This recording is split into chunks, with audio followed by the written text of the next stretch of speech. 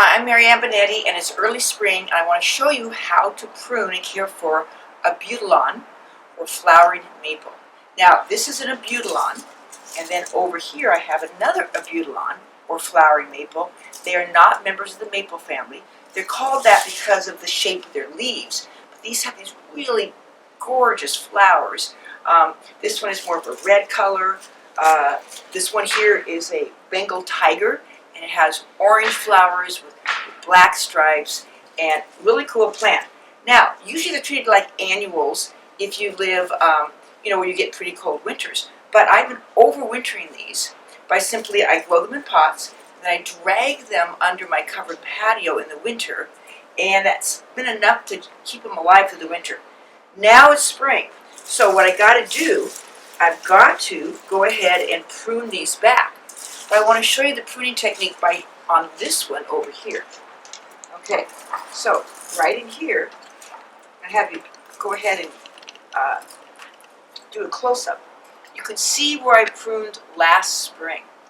I pruned right at this point here, about 4 feet tall, and that encouraged, right below it, new shoots to sprout up, and that gave me a pretty tall plant. This plant is 6 feet tall, but it was covered with blooms. The hummingbirds loved it, and I used it in a position in the back of a display where the height was great. But if I were to instead just prune this one,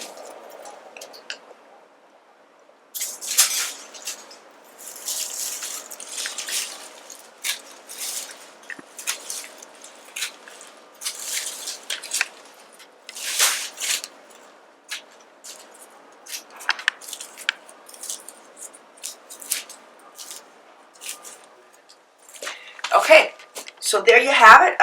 This one is going to be a red Abutilon or flowering maple. This is going to be a little bit lower, so I have it at a lower height. But this one is an older one. It's been in this pot about 3 years. Notice I'm using corks as a mulch. That kind of helps insulate it a little bit over the winter time. It looks kind of cool too. And I'm just going to pull off any of these little dead twigs. And I'm done. So don't be afraid when you severely prune a plant that's overwintered like this, because it's going to just sprout right out. I'm going to probably wait till April, then I'm going to give it some Osmocote plant food, and it is going to shoot out. Oh, there's a little one right there too. This has been Marianne Benetti with easy answers for great gardens on how to prune back an Abutilon or flowering maple that you've overwintered.